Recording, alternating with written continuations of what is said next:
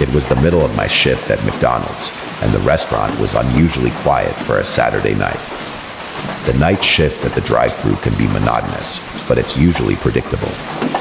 But that night, everything changed. It began with a single, unsettling event that spiraled into something far more disturbing. The drive-thru window was my post.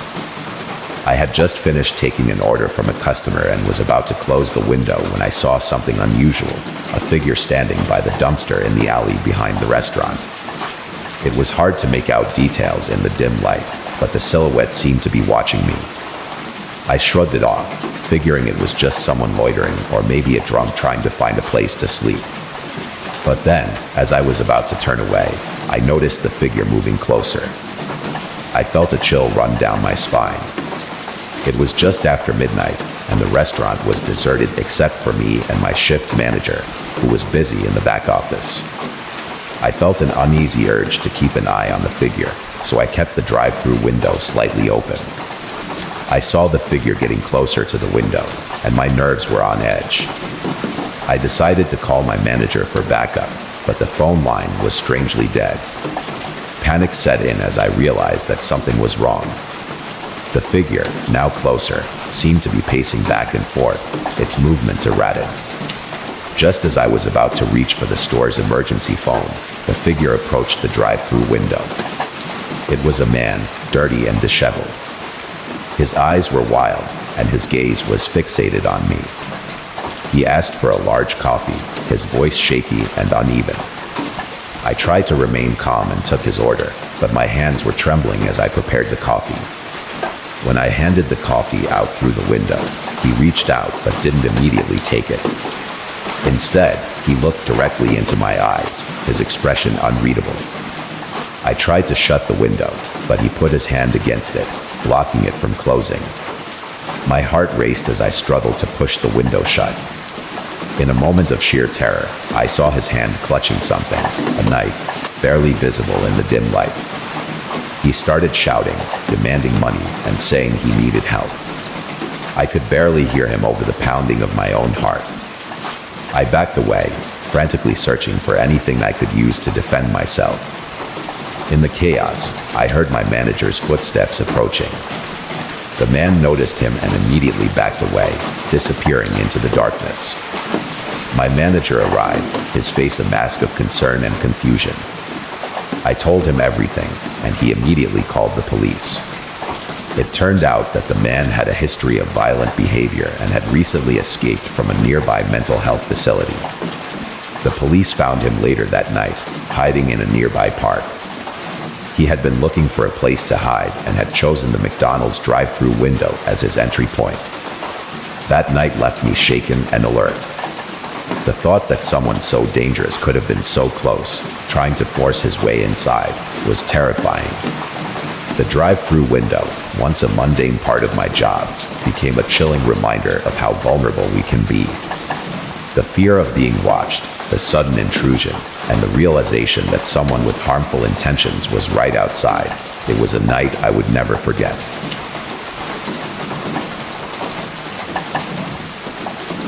When you work the night shift at a hospital, you see a lot of strange things. Sleep-deprived patients mumbling to themselves, the occasional emergency that jolts you awake, and the endless monotony of beeping monitors and shuffling footsteps.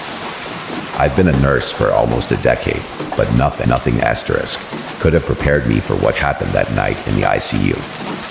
It was around 2:30 a.m., the time of night when everything seems to slow down and the weight of exhaustion presses down on you. My colleagues were either napping in the break room or finishing up their rounds. I was stationed at the nurse's station, keeping an eye on the monitors and filling out paperwork. The ICU was unusually quiet, just the faint hum of machines and the occasional sigh from one of the patients. Room 304 was at the end of the hall, tucked away in a corner. It was where we kept the more critical cases, those who needed constant monitoring. That night, it was occupied by Mr. Alan Thompson, a man in his mid-50s who'd been in a terrible car accident. He was unconscious, hooked up to a ventilator, with little hope of recovery. His family had been in earlier, but they'd left around midnight. their faces etched with the kind of sorrow that only comes when you know you're saying goodbye. I remember glancing at his monitor, noting that everything was stable, as it had been for the past few hours. I made a mental note to check on him in a few minutes. But before I could, something on the monitor caught my eye. His heart rate was rising fast. I put down my pen and focused on the screen. The numbers were climbing rapidly, far beyond what they should have been for someone in his condition. I grabbed my stethoscope and hurried down the hall to his room. The moment I opened the door, I felt it, an overwhelming sense of wrongness. The room was dark, the only light coming from the dim glow of the machines. But it wasn't just the darkness, it was the silence. The ventilator wasn't making its usual rhythmic sound. I flicked on the light and gasped. The bed was empty. My first thought was that I'd somehow walked into the wrong room, but I knew that was impossible. I double-checked the room number, 304. This was Mr. Thompson's room. The sheets were neatly folded, the bed rails up, and the ventilator, still running, was standing beside the bed, its tube coiled on the mattress like a snake. Panicking, I rushed out into the hall, looking both ways, hoping to see some sign of him. But the corridor was empty. I sprinted back to the nurse's station, my heart pounding. I checked the monitor again. Mr. Thompson's vitals were still there, showing a heart rate of 120, but the bed was empty. It was as if his body was still connected to the machines, but he was nowhere to be found. I called for help, and within minutes, the ICU was in chaos. Nurses and doctors were searching every room, every corner of the hospital, but Mr. Thompson had vanished. Security footage showed no one entering or leaving his room, no sign of movement in the hallways. It was as if he had simply ceased to exist. Hours passed, and the search turned up nothing. We checked the footage again and again, but it all showed the same thing, a quiet, uneventful night, with Mr. Thompson lying in bed, unconscious. And then, at precisely 2:32 a.m., the footage glitched, just for a second, and when it resumed, the bed was empty. The official report listed Mr. Thompson as a missing person, but the truth was, he didn't just go missing. He disappeared. The hospital launched an internal investigation, but no one could explain what had happened. They questioned me, of course, but what could I say? That a man who was clinging to life simply got up and walked away, leaving no trace behind. I took a leave of absence after that. I couldn't shake the feeling that something had gone terribly wrong, something beyond our understanding. I started having nightmares, visions of Mr. Thompson standing at the end of my bed, staring at me with hollow eyes, his body twisted and broken. In the dreams, he would reach out to me, as if asking for help, but when I tried to move, I was paralyzed, unable to do anything but watch as he faded away into the darkness. I returned to work after a few weeks, but I refused to take the night shift. I couldn't bear the thought of walking those empty halls again, of hearing the hum of machines in the dead of night. But no matter how hard I try, I can't forget what happened. Every time I close my eyes, I see that empty bed, the neatly folded sheets, and the blank space where a man should have been. And every time, I wonder if it could happen to him, could it happen to me too?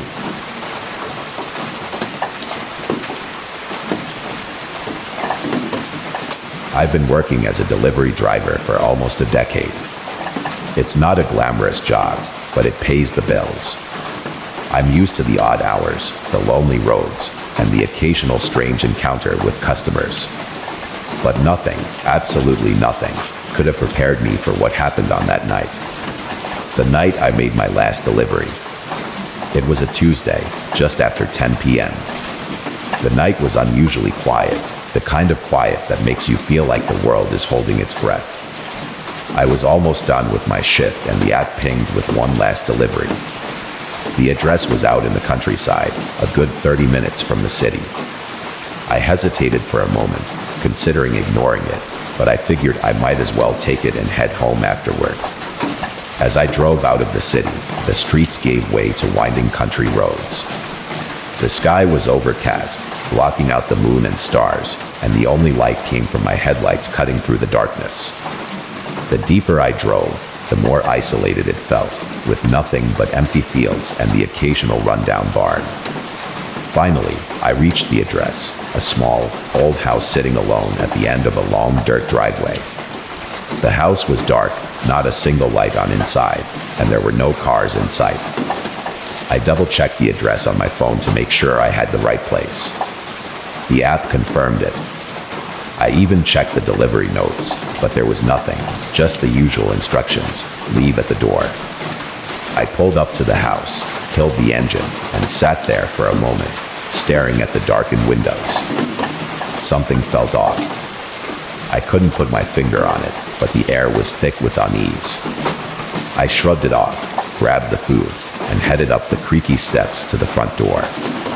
I knocked a few times, more out of habit than anything else, since the instructions were to leave it at the door. I waited, listening for any sound inside, but there was nothing, just the wind rustling through the trees. After a minute, I set the bag down on the doormat and turned to leave.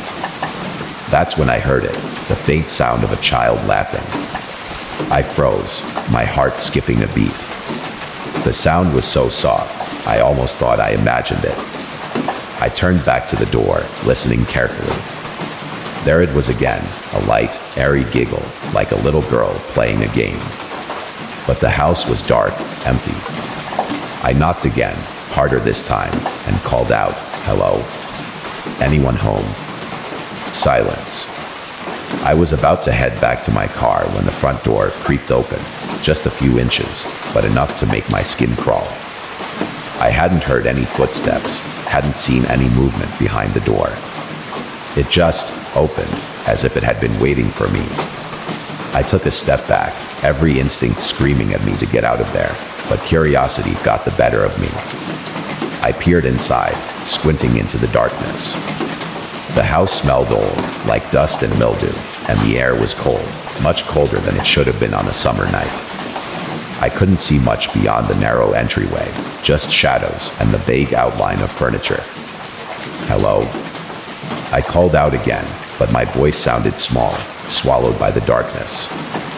Then, from deep within the house, I heard the giggle again, louder this time, closer. It sent a shiver down my spine. I was about to back away when a figure appeared in the doorway, barely visible in the shadows. It was a little girl, maybe 7 or 8, with long dark hair and a pale dress that looked like something out of a different era. She was staring at me, her eyes wide and unblinking. "Are you okay?" I asked, my voice shaking. She didn't answer, just kept staring, her head slightly tilted to one side. The way she looked at me, it was like she was studying me, trying to figure something out. The longer she stared, the more uneasy I felt, like she was seeing right through me. I took another step back, finally ready to leave, when she spoke. Her voice was soft, almost a whisper. "You shouldn't be here." "What?" I asked, trying to keep my voice steady. "They don't like it when people come here at night." "Who doesn't?" I asked, but she didn't answer. Instead, she turned and walked deeper into the house, disappearing into the darkness. That was it. I wasn't about to stick around and find out what she meant. I turned and bolted for my car, jumping in and slamming the door behind me. I fumbled with the keys, my hands shaking, and finally got the engine started. As I backed out of the driveway, I glanced up at the house one last time. The front door was wide open, and the little girl was standing on the porch, watching me leave. But she wasn't alone. Behind her, in the shadows of the doorway, stood several figures, tall and dark, their features hidden. They didn't move, didn't make a sound, just stood there, staring at me. I floored the gas and sped down the dirt road, not daring to look back. My heart was pounding, and my mind was racing, trying to make sense of what I'd just seen. By the time I reached the main road, I was drenched in sweat, my hands gripping the steering wheel so tightly they ached. When I got back to the city, I pulled over at a gas station to catch my breath. I opened the delivery app to mark the order as completed, but to my surprise, the delivery wasn't listed in my history. It was as if the order had never existed. I checked the address again, and it came up blank, no record of it anywhere in the system. I couldn't believe what I was seeing. I sat there, staring at my phone, trying to figure out what had just happened. It was as if the whole thing had been wiped from existence, like I'd imagined it all. But I knew I hadn't. I quit my job the next day. I couldn't shake the feeling that I'd narrowly escaped something terrible, something I wasn't supposed to see. I've tried to forget about it, but every now and then, I find myself driving down a dark, lonely road, and I get that same feeling of dread, that same sense that something is watching me from the shadows. I don't do deliveries anymore, especially not at night. And I'll never, ever drive down that road again.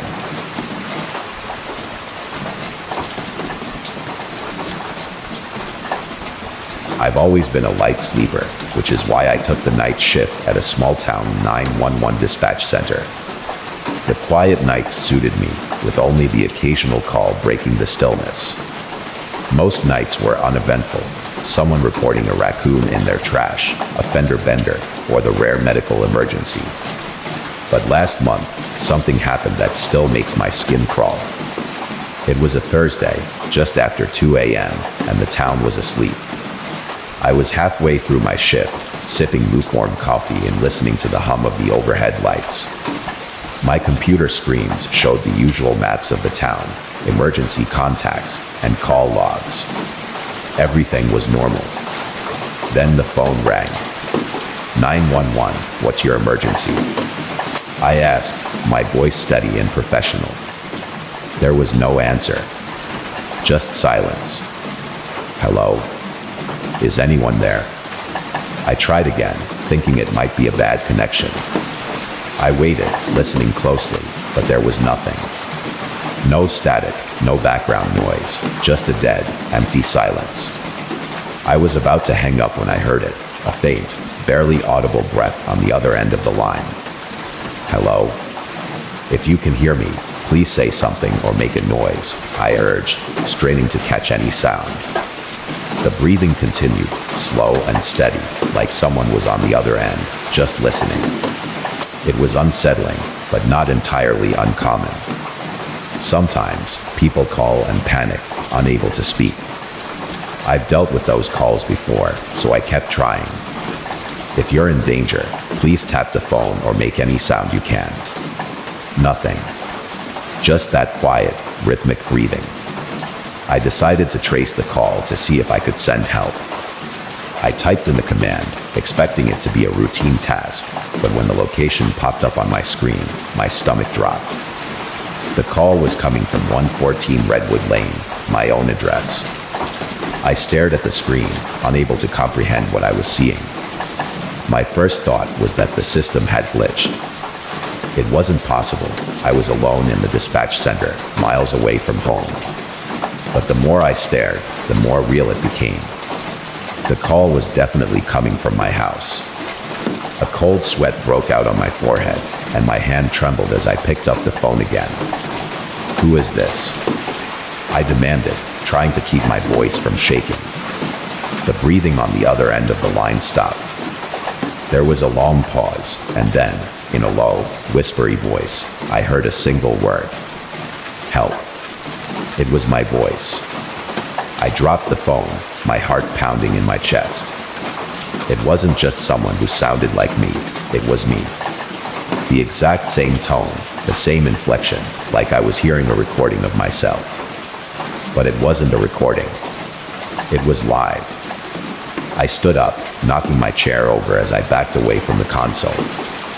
My mind was racing, trying to make sense of what was happening. I was here, in the dispatch center, but somehow, someone, or something, was at my house, using my voice to call for help.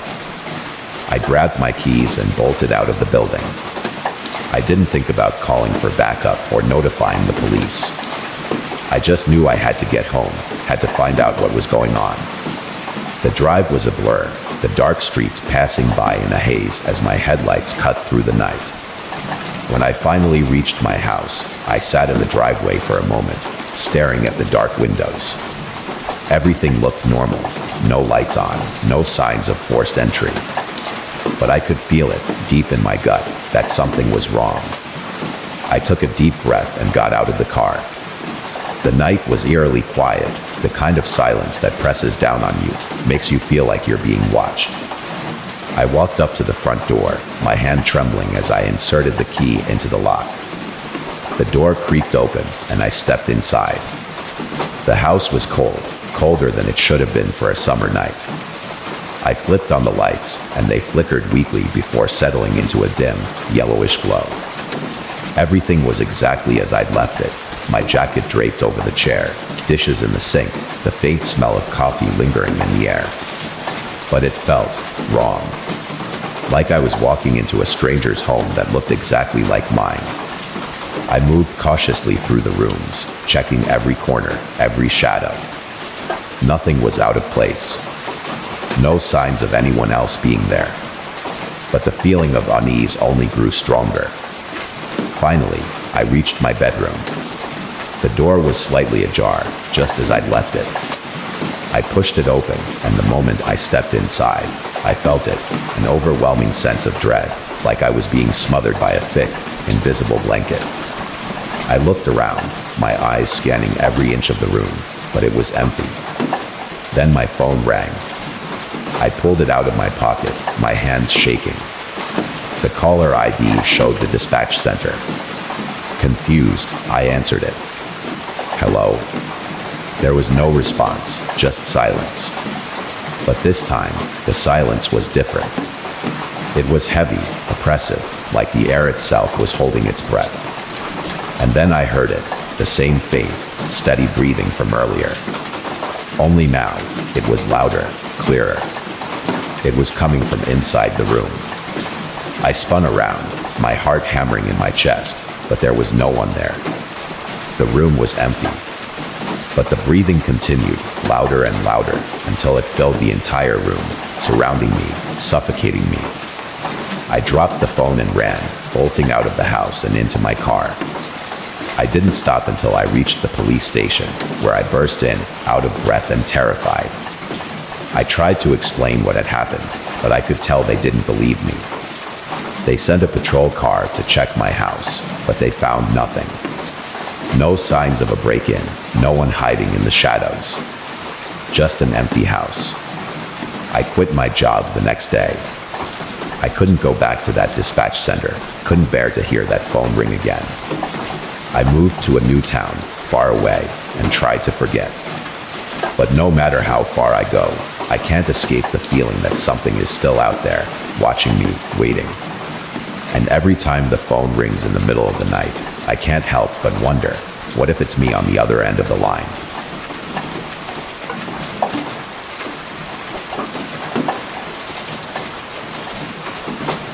I got a job as an overnight cleaner at the office building downtown. I thought it was perfect. The pay was decent, and the hours suited me just fine. The building was one of those modern, high-rise glass towers that look sleek and sterile during the day but turn into strange, shadowy places at night. My shift started at 11 p.m. and ended at 5 a.m., and for the most part, I worked alone. Occasionally, another cleaner might be on a different floor, but we rarely crossed paths. It was just me, my cleaning cart, and the endless rows of cubicles, offices, and conference rooms. One night, about a month into the job, I was assigned to clean the 14th floor. It was mostly a floor of law offices, with fancy conference rooms and private offices with floor-to-ceiling windows that overlooked the city. It was a quiet night, and I was making good time, finishing up the cubicles and heading toward the offices at the back of the floor. That's when I noticed something strange. As I passed by one of the conference rooms, I saw that the door was slightly ajar. I distinctly remembered closing it earlier when I vacuumed the hallway. Curious, I nudged the door open with my foot and peeked inside. The room was dark, the only light coming from the city's glow filtering through the blinds. The long table was empty, and the chairs were neatly pushed in. But then, I saw it, A laptop, sitting open on the table, its screen glowing faintly.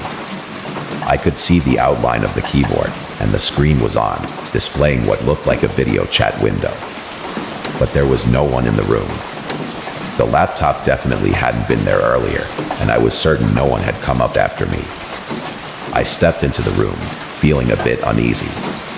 "Hello?" I called out, hoping someone might respond. But there was only silence. The entire floor was deserted. I knew that for sure. As I approached the table, I noticed something even stranger. The laptop was old, much older than the ones the office employees used. It looked like something from the early 2000s, bulky and outdated. The screen was flickering slightly, the way old monitors do when they're on the verge of dying. I leaned in closer, trying to see what was on the screen. That's when I realized the video chat window was open, but the camera feed was showing something that didn't make any sense. It was the same conference room, the same table, but there was a man sitting there. He was dressed in an old-fashioned suit, the kind you'd see in black and white photos from decades ago.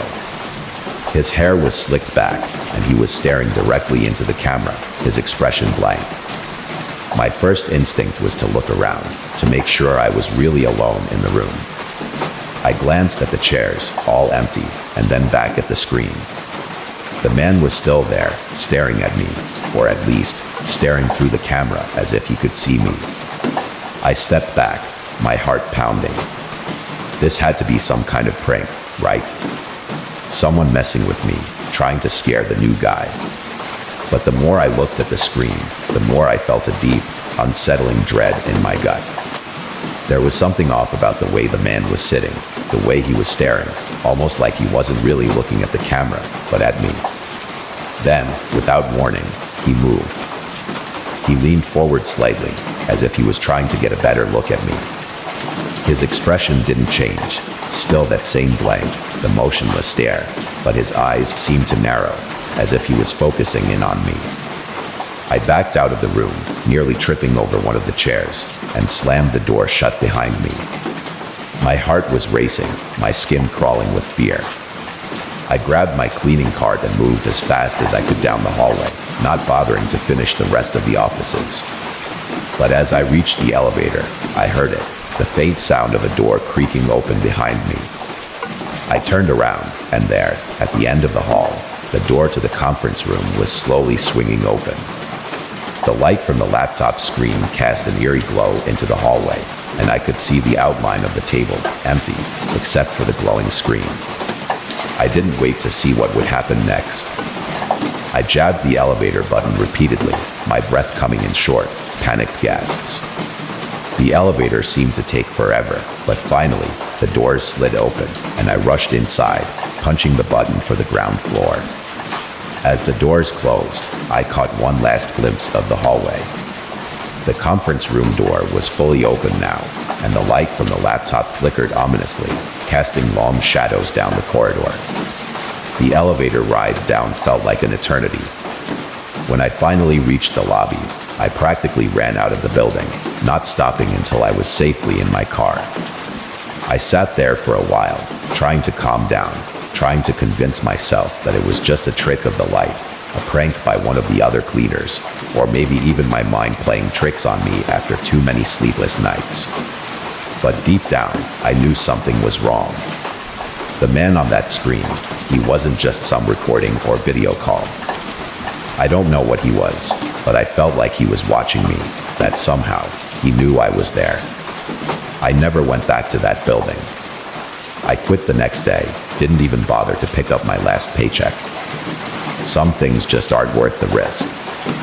And sometimes, late at night when I'm trying to fall asleep, I think about that laptop, sitting in that dark conference room, the screen flickering with that grainy, old video. I wonder if he's still there, waiting for someone else to find him, to look into his eyes and feel that same cold dread that I did. And I wonder if, someday, he'll find me again.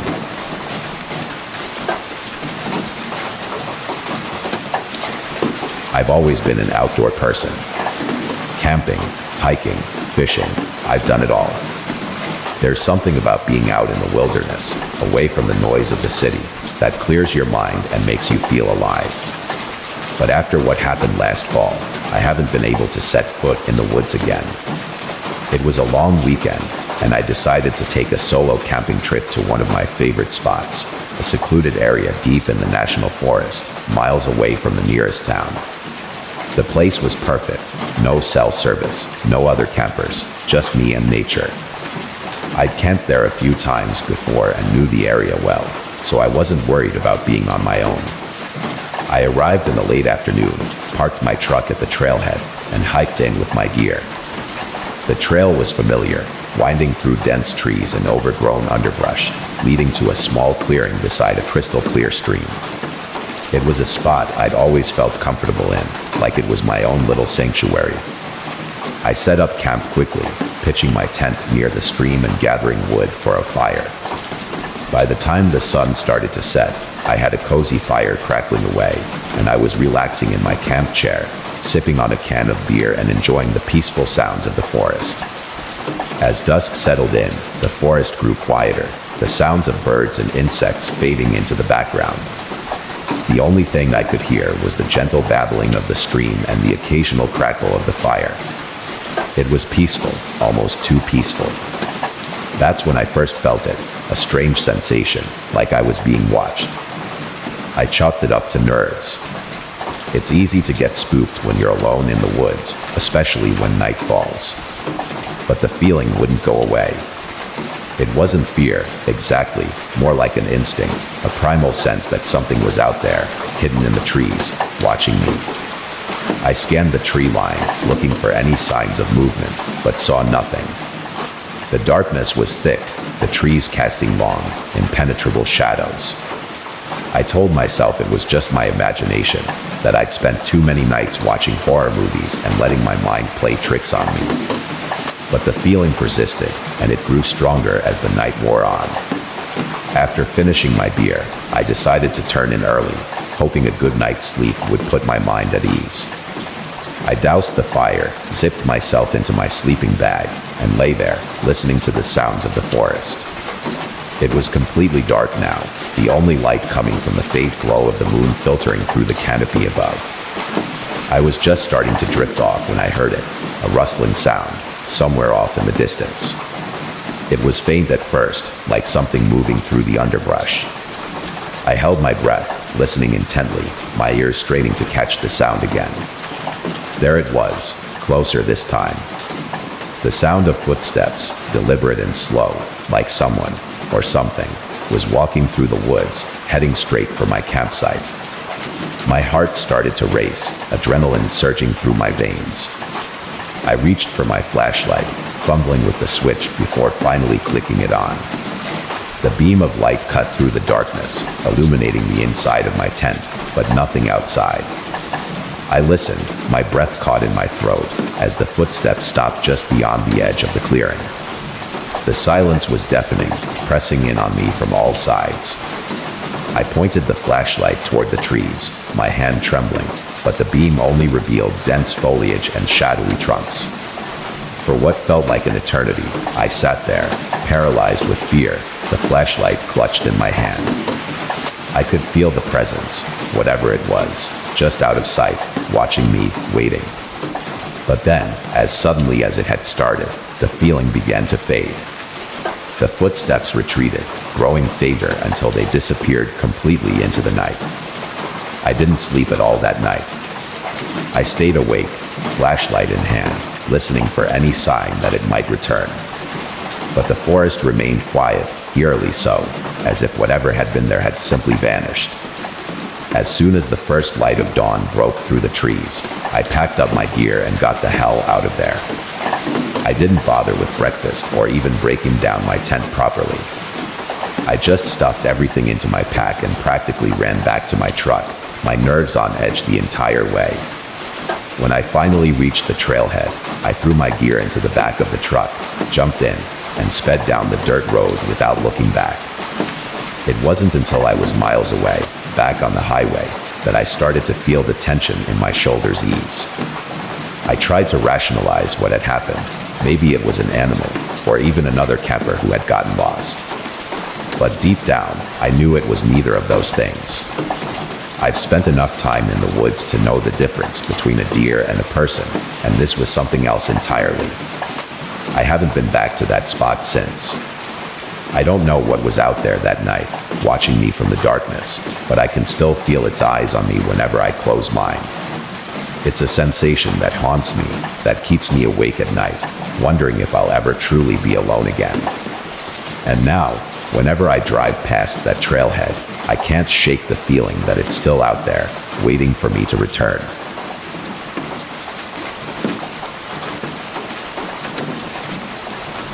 I'm not sure why I took the job at the old hospital.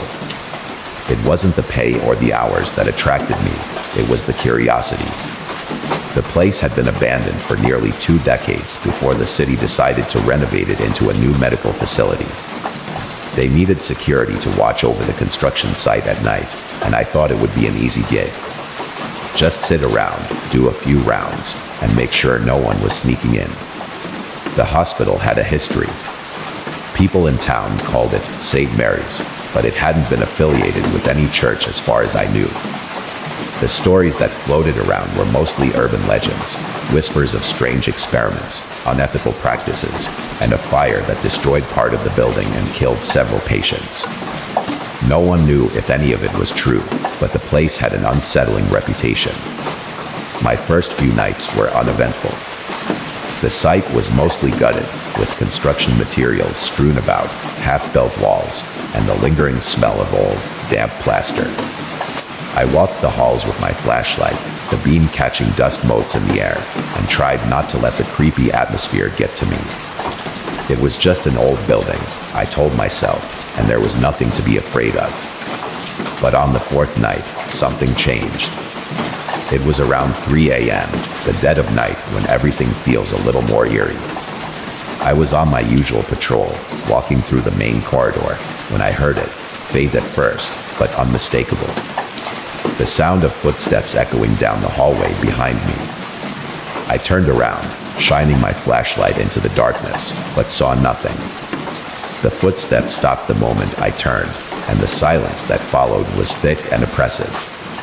I waited for a few moments, my heart pounding, but when nothing happened, I shook it off as my imagination and continued my rounds.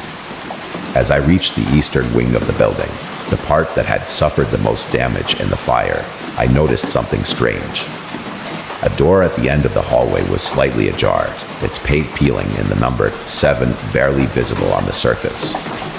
It was odd because I was certain that all the doors in that wing had been sealed off during construction. Curiosity got the better of me. I approached the door cautiously, pushing it open with the tip of my flashlight. The room beyond was dark and cold, colder than the rest of the building, and smelled of mildew and something else I couldn't quite place, a faint, acrid odor that made my nose wrinkle. I shined my light inside, revealing a small, empty room with cracked tiles on the floor and bare walls. But as I swept the light across the room, something caught my eye, a small, metal door set into the far wall, almost like a hatch. It was the kind of door you might see in an old walk-in freezer or a storage closet, but it seemed out of place here. The door was slightly open, just enough for me to see darkness beyond. My first instinct was to leave it alone, but something compelled me to step inside the room and approach the hatch. As I got closer, the strange odor grew stronger, a mix of chemicals in decay. I hesitated for a moment, then reached out and pulled the hatch open.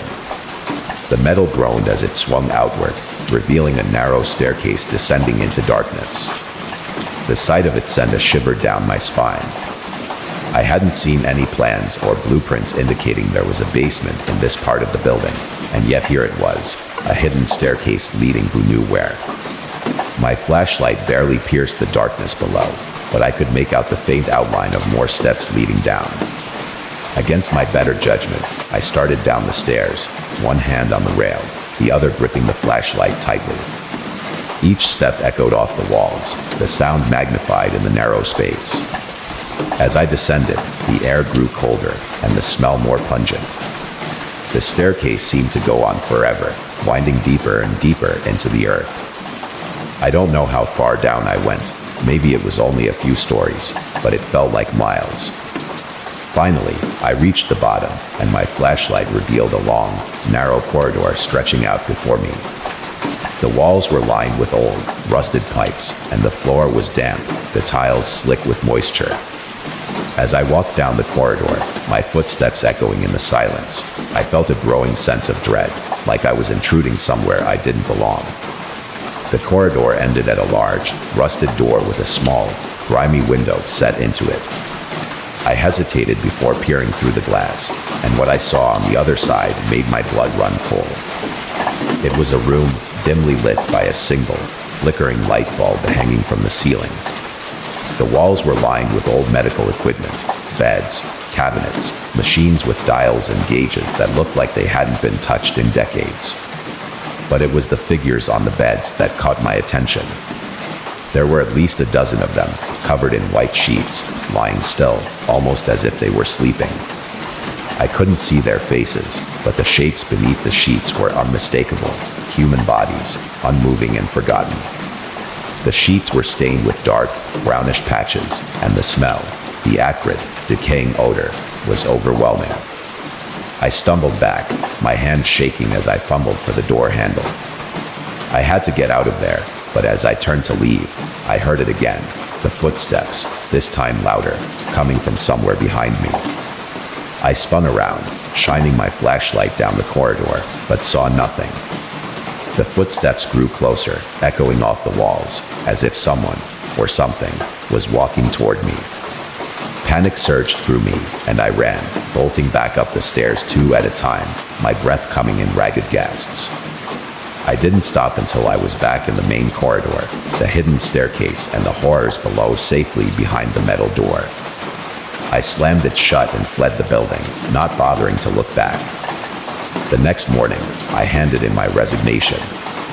I didn't tell anyone what I'd found, didn't even try to explain why I was quitting. I just knew I couldn't go back to that place, not after what I'd seen.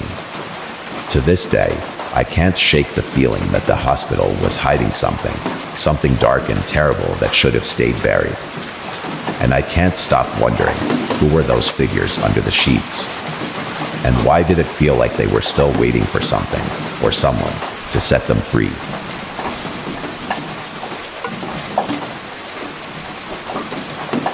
I've been a train conductor for over 15 years. It's a job that I've always loved. The rhythm of the rails, the solitude of the night routes, the way the world outside the train becomes a blur of motion and shadows. I've seen a lot of strange things in that time, but nothing comes close to what happened on a quiet stretch of track last winter. It was a bitterly cold night, the kind that makes your breath hang in the air like smoke and turns the world into a frozen, silent landscape. I was running the late-night freight train, heading north through a remote area of the state. The route was familiar, miles of empty fields, dense forests, and the occasional small town, most of which were fast asleep at that hour. The snow had started falling heavily earlier in the evening, and by the time we hit the stretch of track near the old, abandoned station, it was coming down in thick, heavy flakes. The rails were slick, the visibility was poor, and the only light came from the train's powerful headlamp cutting through the snow. I was in the cab, watching the tracks ahead, when I first saw him. At first, I thought it was just a trick of the light, a shadow cast by the snow or a stray branch caught in the beam of the headlamp. But as we got closer, I realized it was a person, a man, standing right in the middle of the tracks. I hit the horn, blasting it as loud as I could. Normally, that's enough to scare off any wildlife or the occasional trespasser, but this guy didn't move. He just stood there, facing the train, like he was daring it to hit him. I grabbed the radio, calling out to the engineer to slow down, but with the snow and the weight of the freight cars, there was no way we could stop in time. The man wasn't moving, wasn't reacting at all. He was just waiting. I braced myself for the impact, my heart pounding in my chest. But just as we were about to hit him, he stepped off the tracks, disappearing into the snow-covered brush beside the rails. It was so sudden, so precise, that it felt almost unnatural. 1 second he was there, and the next, he was gone. We blew past the spot where he'd been standing, the train finally grinding to a halt a few hundred yards down the line. I jumped out of the cab, grabbed a flashlight, and ran back along the tracks, my breath clouding the air as I shouted, hoping to find him and make sure he was okay. But when I reached the spot, there was nothing. No sign of anyone, no footprints in the snow, no disturbance in the brush. The tracks were empty, untouched, as if no one had been there at all. I spent a few minutes searching the area, my flashlight sweeping back and forth through the falling snow, but it was as if the man had vanished into thin air. Shivering from the cold and the eerie silence, I finally gave up and headed back to the train. The rest of the night passed without incident, but I couldn't shake the image of that man standing on the tracks, waiting for the train. I tried to convince myself that it was just some crazy guy playing a prank, or maybe someone who'd gotten lost in the storm. But deep down, I knew something wasn't right. The next day, I reported the incident to my supervisor, and they sent a crew out to inspect the area. They didn't find anything, no sign of the man, no tracks in the snow, nothing. It was as if he'd never been there at all. I tried to put it behind me, but a few weeks later, I heard something that chilled me to the bone. One of the older conductors, a guy who'd been with the company for decades, pulled me aside one night after our shift. He had this look in his eyes, like he knew something I didn't, something he wasn't sure he should tell me. "You saw him, didn't you?" he asked, his voice low and serious. "Who?" I asked, though I already had a sinking feeling that I knew what he meant. "The man on the tracks," he said. "The one who just stands there, waiting." I nodded slowly, my mouth dry. "Yeah. How did you know?" He sighed, running a hand through his thinning hair. "You're not the first. That stretch of track, near the old station, it's got a history. A long time ago, there was an accident. A train derailed there, in a snowstorm just like the one you were in.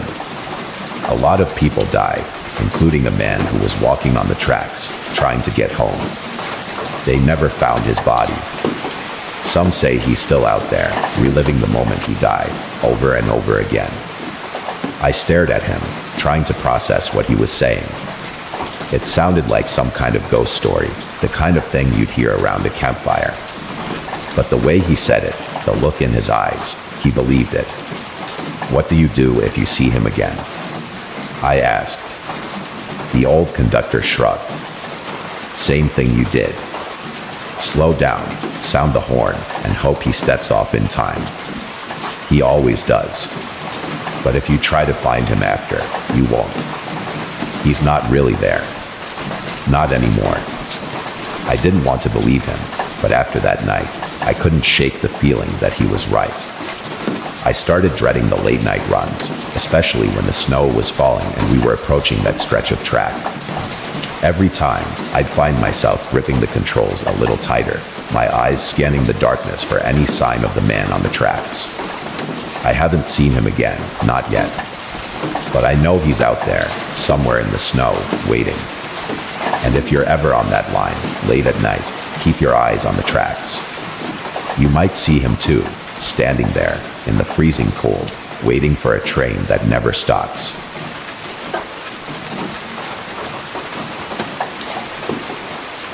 The first thing I noticed was the time, 3:17 a.m., the dead zone between night and morning, when nothing good ever happens.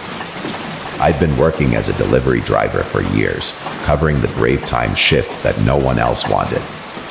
It was usually quiet, just a handful of late-night orders from insomniacs, night owls, and the occasional partier who didn't know when to call it a night. But that night was different. The order came in with a ping, and I glanced at my phone to check the details.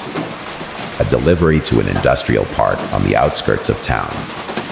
Nothing unusual about that. I'd been out there before, dropping off food to late-night workers or security guards with long shifts. But this order was odd right from the start. There was no name, just an address. The note said to leave the package by the loading dock at the rear of the building. No apartment or unit number, no specific instructions, just a vague, almost dismissive request. And the item, a single, nondescript package, wasn't from any of the usual places I delivered for. It looked homemade, wrapped in brown paper and tied with twine, like something out of an old movie. I hesitated, my instincts screaming at me to refuse the job.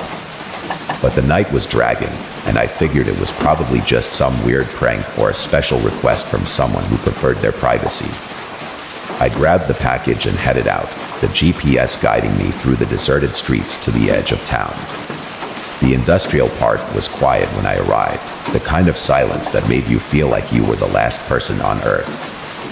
Most of the buildings were dark, their parking lots empty, but as I turned the corner, I saw the one I was looking for, an old, squat warehouse with a few dim lights still glowing in the windows.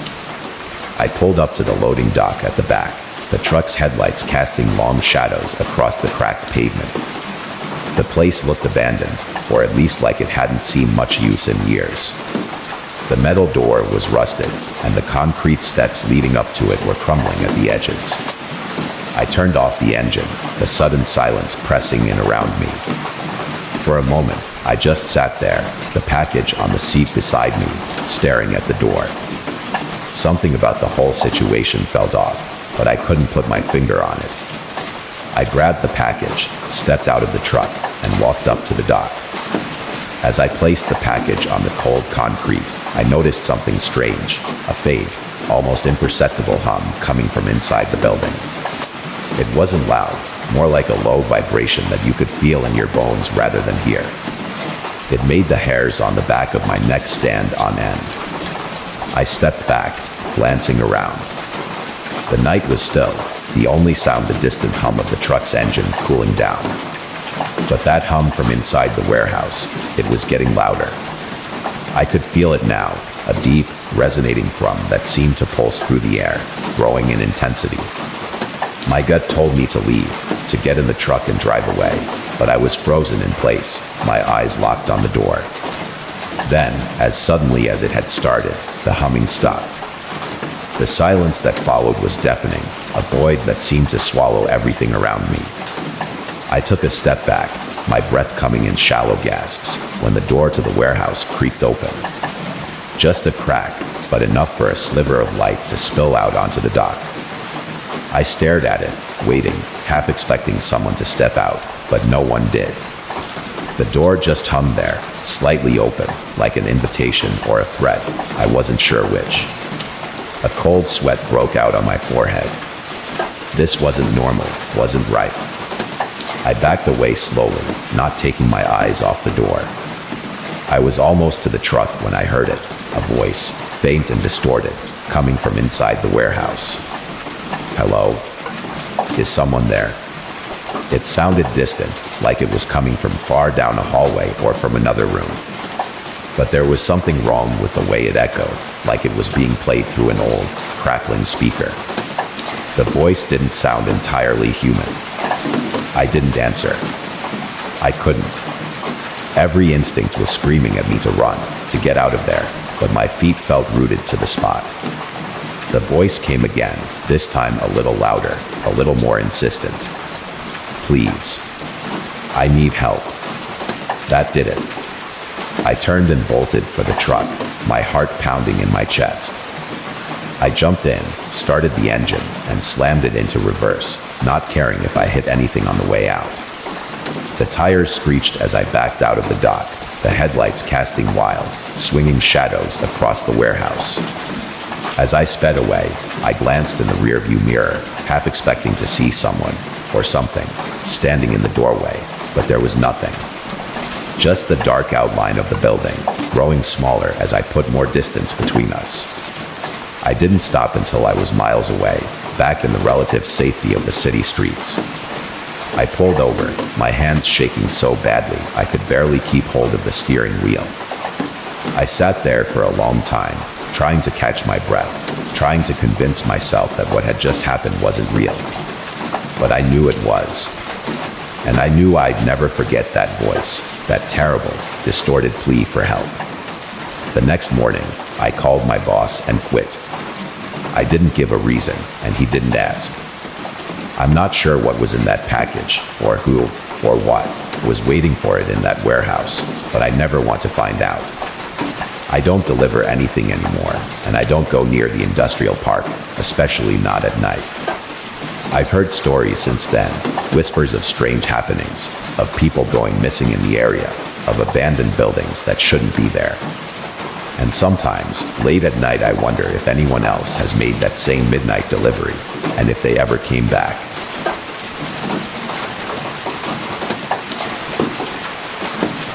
I've worked the night shift at the convenience store for almost 5 years. I used to think it was the perfect gig, quiet, uneventful, just me, the flickering fluorescent lights, and the steady hum of the freezers. But after what happened last month, I can't close my eyes without seeing those last few minutes play out in my head, over and over again. It started like any other night.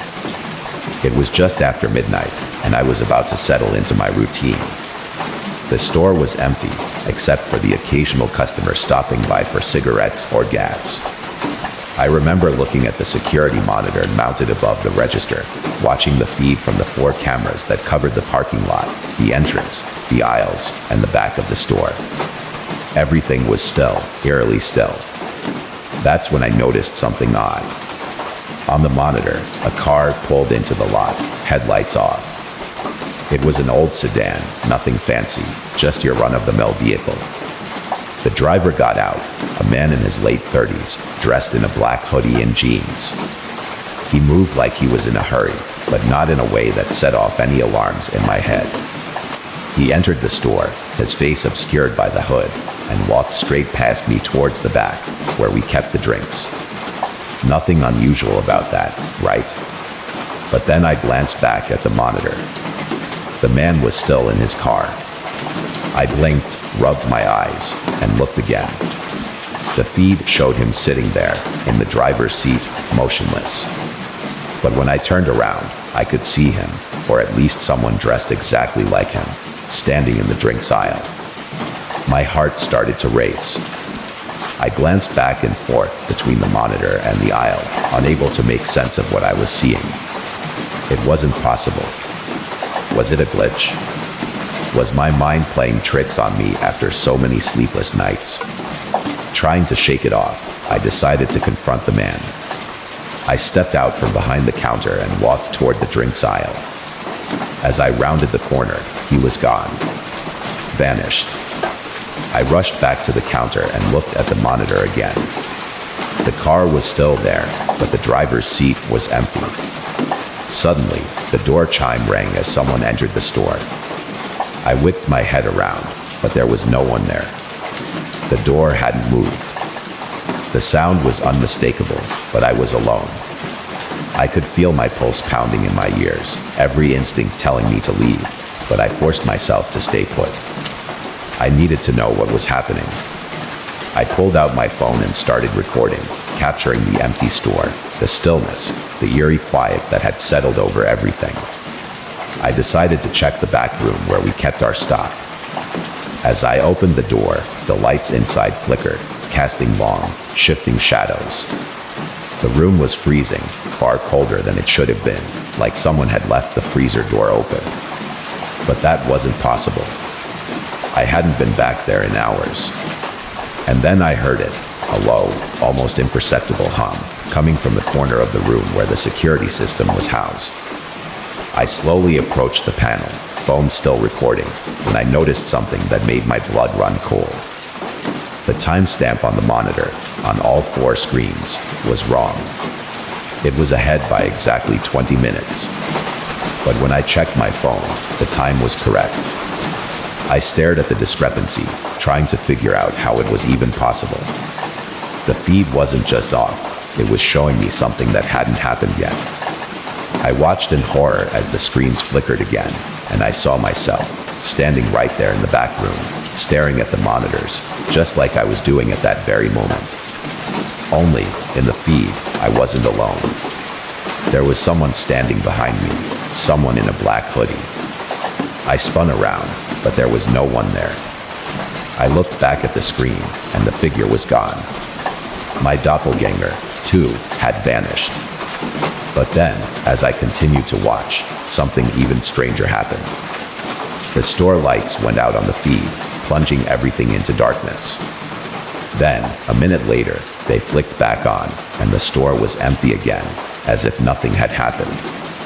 I quickly checked the power switch, but nothing had tripped. The lights in the room hadn't flickered at all.